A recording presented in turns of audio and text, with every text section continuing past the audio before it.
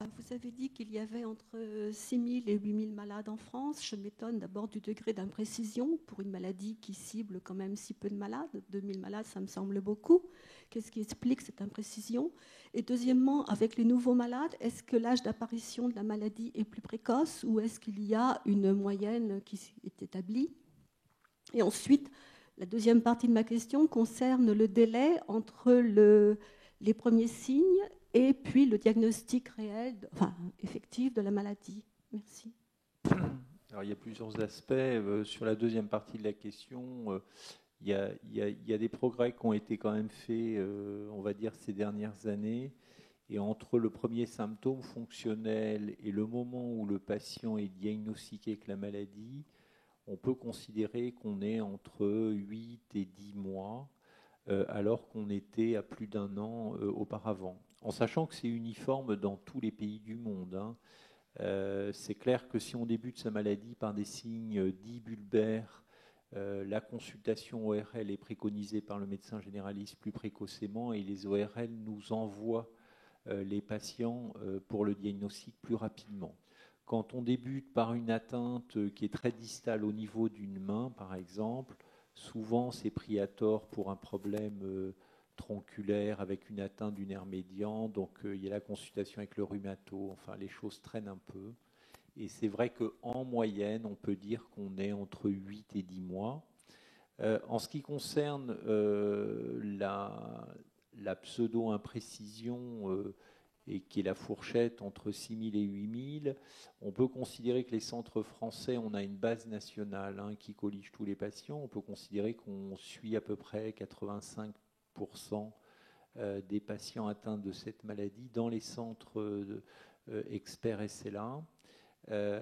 L'idée, c'est que il ne faut pas oublier, c'est que le diagnostic est parfois fait par excès et on peut estimer qu'entre 5 et 10% des diagnostics de SLA est fait par excès, d'où parfois la nécessité de prendre un peu du temps pour pouvoir confirmer le diagnostic.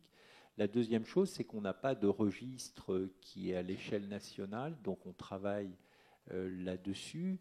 Et si on rapporte les chiffres des autres registres européens et qu'on les étend à la population française, on est à moins de 8 000 patients. Alors on peut considérer peut-être que le chiffre exact est un petit peu variable suivant les années. On est peut-être à 7 200 et voilà. C'est pour ça que j'ai donné une fourchette entre 6 000 et 8 000. Voilà, on va s'arrêter là pour les questions. On aura une deuxième plage horaire de questions tout à l'heure. Donc vous aurez largement le temps de poser encore des questions. Alors l'âge d'apparition de la maladie, il est à peu près, alors il diffère en fonction de certaines régions d'Europe. On estime que l'âge moyen, c'est autour des 60 ans, en sachant qu'il y a des grandes variations, qu'on diagnostique des maladies du motoneurone chez des gens de plus de 80 ans, et puis on est capable de diagnostiquer aussi chez des malades qui ont moins de 30 ans. Donc il y a des grandes variations, mais c'est quand même, il y a un effet de l'âge qui est moins net que pour la maladie d'Alzheimer, mais qui existe. Voilà, accordez-nous encore 4 minutes, juste le temps que chacun des orateurs vous donne son vrai message d'espoir dans quel domaine, et dans son domaine à lui, il va pouvoir se dire, voilà, là je suis sur des pistes intéressantes. On va commencer par Séverine Boilet, qui ne s'y attendait pas, donc c'est elle qui récupère le micro. Voilà. Donc, je pense que le domaine est. J'espère que je ne vais pas piquer C'est pas avec ce grave, qu'il c'est le voulait jeu. dire. C'est le jeu. En fait, c'est les découvertes de nouveaux gènes maintenant vont pouvoir nous donner vraiment des nouvelles voies pour modéliser la maladie. Et donc, pour la recherche fondamentale, c'est quelque chose de très important. Et pour finir, voilà, dire que, comme tout ce qui a été dit jusqu'à présent, il faut effectivement, bien sûr, que la recherche sur la SLA soit financée pour qu'on puisse aller de l'avant. Continuez à trouver. Luc Dupuis. Pareil. Pareil. Alors effectivement, je pense que les découvertes génétiques récentes peuvent nous donner beaucoup d'espoir pour comprendre mieux la maladie dans les quelques années qui viennent, mieux la modéliser et encore pareil, la recherche a besoin de financement, effectivement, qu'elle soit clinique ou qu'elle soit fondamentale. Monsieur González-Bermejo.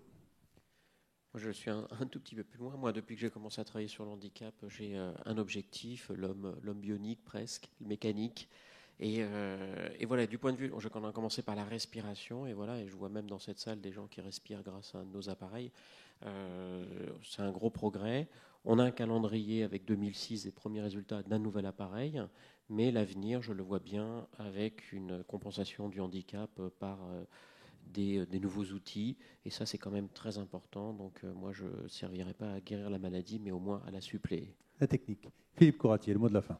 Ben, moi je dirais, c'est vrai que c'est un intérêt de comprendre la cause de la maladie, on peut évidemment le comprendre, et c'est vrai que les découvertes des gènes, actuellement on peut estimer qu'il y a 65% à 70% des gènes qui sont identifiés, donc il reste 30% à trouver.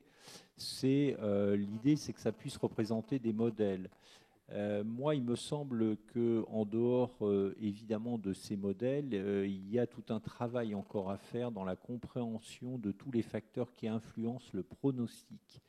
Et que si on est capable de faire des modélisations, on arrivera très probablement à trouver des médicaments qui sont capables de modifier le cours évolutif sans forcément qu'on soit capable d'avoir un effet sur la pathogénie même du mécanisme. Très bien, merci beaucoup. Je crois qu'on peut les applaudir parce que c'était tout à fait passionnant.